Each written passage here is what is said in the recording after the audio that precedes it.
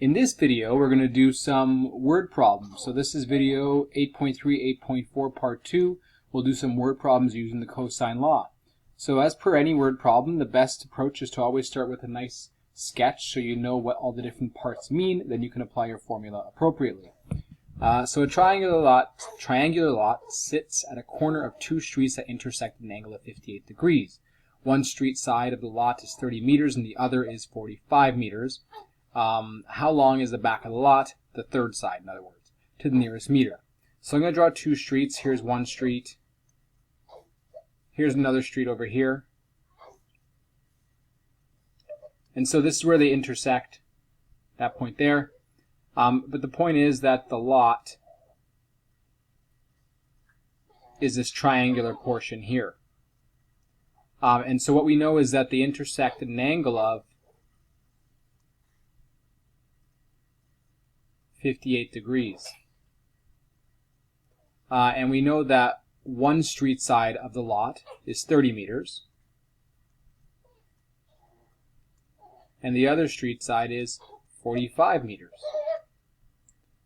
And so we want to find this back side of the lot. So I'm going to name my triangle sides, or vertices, A, B, and C. This would be little c, this would be little a. We're looking for b over here, little b, the back side. This little b can also be called, so we're looking for b or side AC. Side AC. So notice we have two sides and a contained angle. So that means we can use our cosine law. We don't really need to care about this part over here. I just extended it just to show that the streets are intersecting. So we're going to be using our cosine law to find b. So we're going to have b squared is equal to a squared plus c squared minus 2ac cos b. We have angle b and side b. So let's go fill in our information. B squared is what we're looking for, or in other words, B.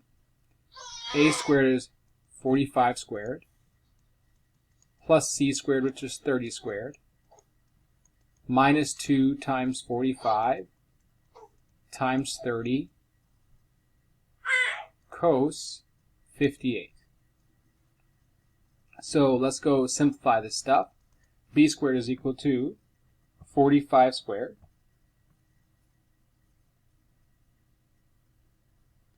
plus 30 squared. Let's try that again. So 45 squared plus 30 squared. That's 2,925.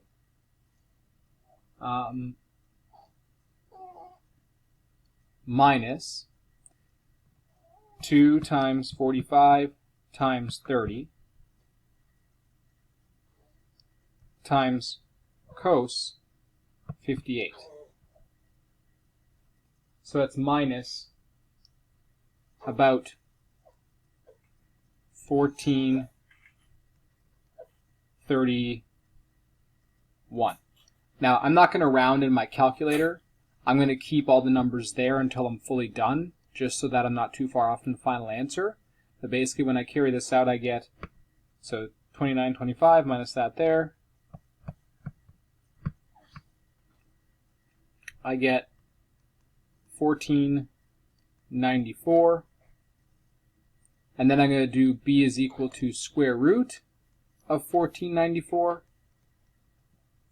and so that'll result in b being, so let's do that, square root of that answer,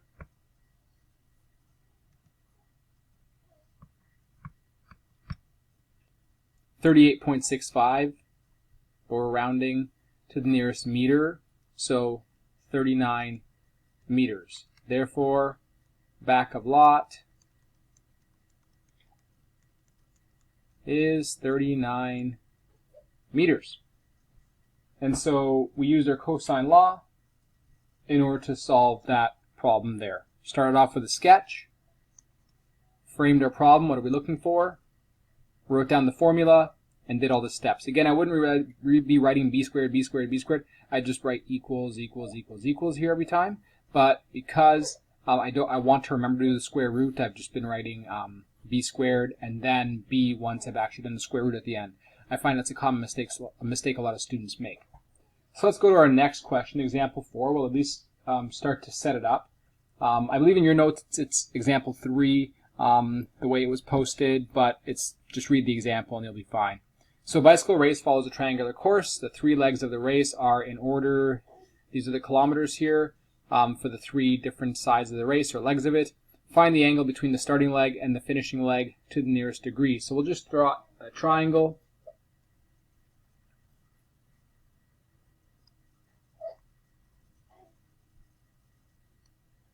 So we'll do A to B, then B to C, and then C to A. So we'll do, this is our first leg of the race, 2.3 kilometers. B to C is our second leg of the race. And then C to A is our third leg of the race, because they told us the order in the question. So basically you're going this way, and this way. These arrows don't necessarily mean they're parallel here. I'm just showing the direction of the race. So they don't mean they're parallel in this case. Normally they would, but it just means the direction of the race. And so I'm looking for the angle between the starting leg and the finishing leg. So A to B is the starting, A to C is the finishing. So I'm looking for this angle over here. I'm looking for angle A. Angle A. So based on our triangle nomenclature or labeling, this is vertex A, so this is little a on this side. This is vertex C, so this is little c on this side. This is vertex B, so this is little b on this side. So I have all 3 sides. Now I'm simply looking for an angle. This is a situation where I can use the cosine law because I have 3 sides and I want to find any angle within. I want to find this angle here, angle A. So we want to find angle A, which means we're going to use our cosine law. So to find angle A, we need to make sure that we use the formula with side A at the beginning, because that will have the angle A within it. So we're going to use A squared is equal to B squared plus C squared minus 2BC cos A. And so we can go plug in our numbers now. So we have 5.9 squared, which is from here, is equal to B squared, so 6.2 squared, plus C squared, so 2.3 squared, minus 2 times 6.2 times 2.3 times cos A. So we can go and figure out what those numbers are. So we do, in fact, I'll just simplify by leaving them like this. So I'll do 5.9 squared minus 6.2, I'm isolating right now, squared minus 2.3 squared, I'm setting everything to the other side there, is equal to negative 2 times 6.2 times 2.3 times cos A. Divide both sides by the negative 2, 6.2 times 2.3.